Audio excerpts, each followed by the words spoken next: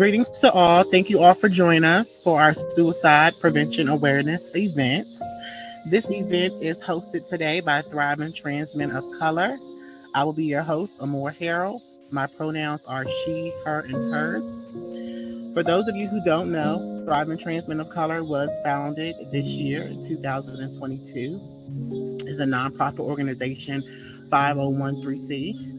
Thriving Transmen of Color is a Black trans-led organization geared towards empowerment of men of trans experience, trans masculine, people of color individuals. Our key focus area are empowerment, health and wellness, mental health, financial literacy, and mentorship. Thriving Transmen of Color can be found on Facebook on the Thriving Transmen of Color page, or you can go to our website at thrivingtransmenofcolor.org. Suicide prevention is a very big topic in today's society. According to AFP, over 150 suicides are committed a day. So this is definitely a topic that we want to discuss. We have an amazing panelist here, and I'll give each one of them a moment to introduce themselves. We'll start off with Zion. Hey, how y'all doing? My name is Zion. I'm originally from California, 33. I'm a chef, also a massage therapist. Yeah, that's all I'm gonna say for now. Thank you so much. We will move on to our next panelist, Atcham. Hello, everyone. I'm Atcham Jeremiah Howard. I'm the founder of Transmen Rising. I am also an advocate as well as an activist, as well as a humanitarian. I feel like this is an important topic due to the fact that transmasculine individuals, we deal with suppression of our feelings. So stay tuned, and I'm pretty sure you'll be empowered by this conversation. Thank you so much. And we're moving on to our next panelist, Jay. Good evening, everyone. My name is Jay, coming out from Washington, D.C. And definitely tune in, even if you don't even know somebody who's dealing with suicide or suicidal thoughts. It's very important, even just to get the knowledge, just to have the word out, or a referral from you could send someone somewhere to go if they do feel as such. Definitely within the transgender community, things have been, it's hard for everybody. So just make sure to tune into the resources so you can pass it down to those who need it and most desperate for it. I definitely agree. Our next panelist we have is going to be Julian. How you doing, everybody? My name is Julian Clark, and I am a 48-year-old individual that is a suicide survivor. I am also an advocate. I am also an activist, and I am here today with these other great individuals to talk about suicide prevention, suicide awareness. There's a lot of numbers that people are not aware of, and this is something that is rampant here amongst us, and not even just here in the United States, just literally across the world, across the board. And I would like to provide some of those numbers later, just as a perspective. Thank you. Thank you so much, Julian. I also wanted to give this time out to thank Mel Howard for giving us this amazing space for these panelists to share their stories, and just have this space to be able to, share it to the world. Mel, did you want to say any words today? Good afternoon, everyone. So Thriving Transmen of Color, we're sharing this space in honor of our brother who we lost, and our brothers who we continue to lose, and just community members that we're losing in numbers. And in all honesty, it's this space is just really here just to bring awareness or enlightenment. It's not about it. I'm not doing it for me. I'm not doing it because I want to be on the spotlight. I'm doing it because I feel like our community needs to be aware of what's going on, and they need to know that they're not alone. I'm here to empower every one of my brothers out there and my community, family members, just to know, hey, you are important, you're valued, and that you don't have to take your life. There's so many stigmatisms against mental health, and so many stigmas when you're going through things in life. But I promise you, I didn't wake up with a silver spoon in my mouth, and I promise you that I haven't had a perfect, childhood or a perfect life. You know what I'm saying? So I want each and every one, if you're listening, if you're here, continue to thrive, continue to understand that you are more than valuable. You're more than enough, and that's it. Thank you so much, Mel Howard, for those wonderful words of encouragement.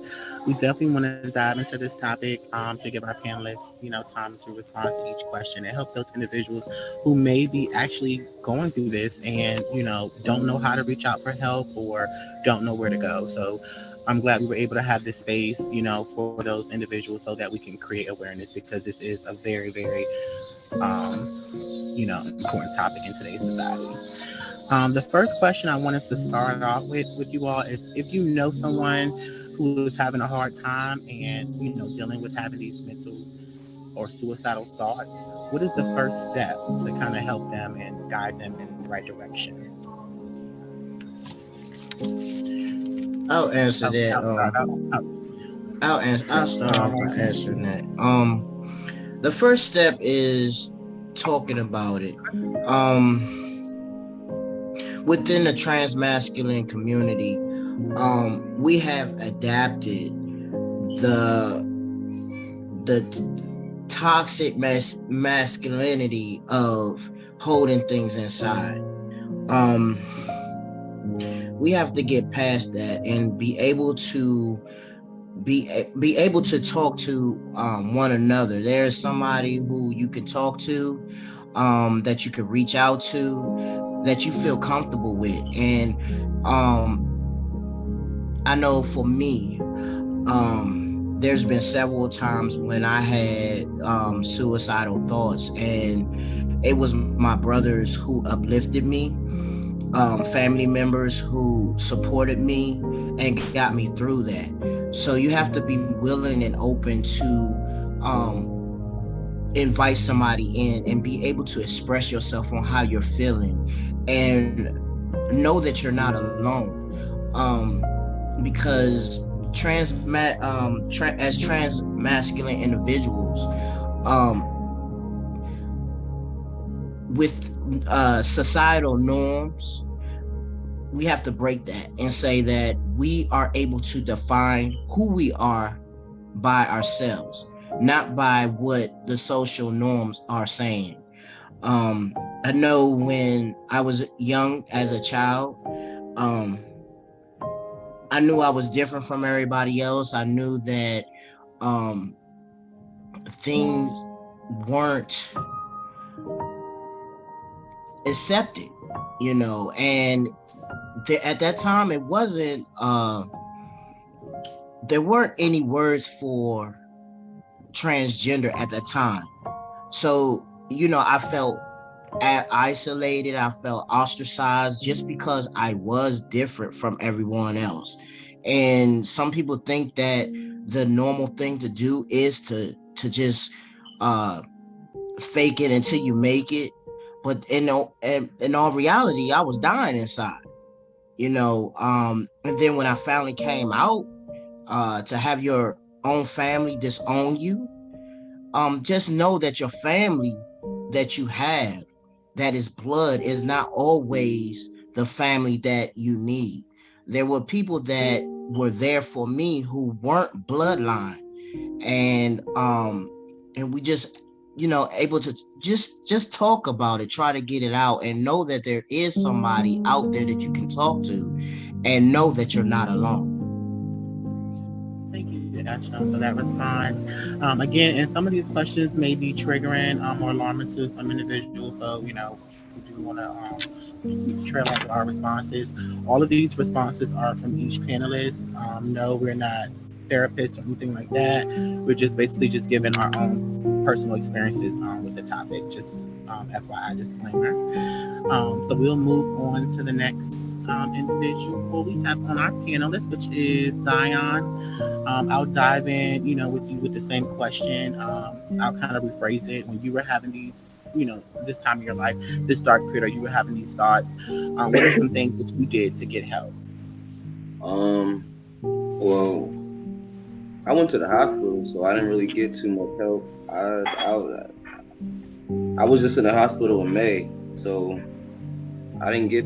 I don't have many friends. I guess seeing my family fly down from California showed me was like a wake up call. Like shit ain't worth it. You know what I mean? So I guess just trying to stay positive, and my soulmates being at my side, she really helps me and motivate me just to see like the positive light. Because sometimes I do have anger issues and stuff like that, and I just sometimes it's just not worth it. Like I feel like when it's our time, we'll know it's our time. And just like the gentleman said before, like sometimes people who's around us is not even our blood family. I always say family's what you make of it.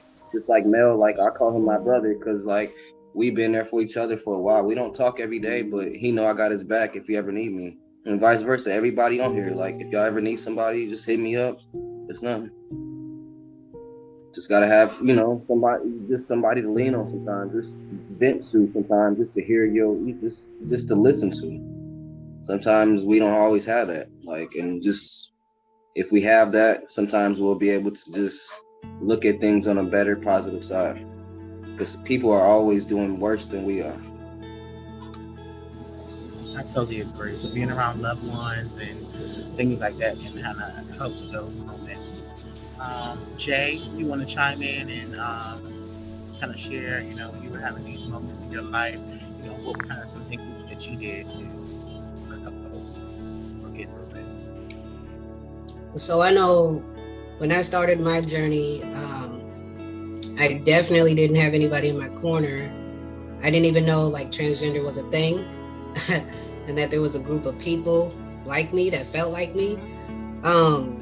So the way I found out was which I highly recommend for anybody, is definitely check out if your area has any LGBT centers, because they usually often they host like, the way I found out was that they had a Transmen 101 group, and I went and I met a good 30 plus other dudes, and I'm like, okay, this is a thing.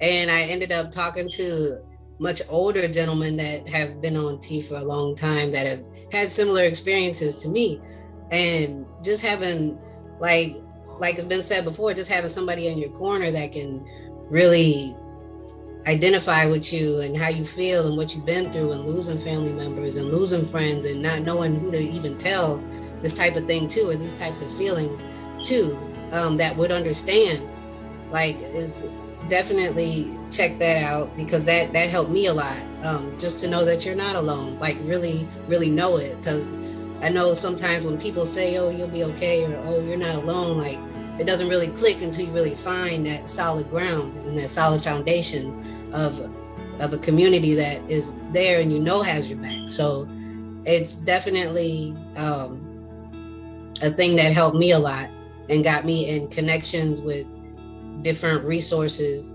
that are available for the mental health awareness of having these types of thoughts and being comfortable to talk about it with those individuals.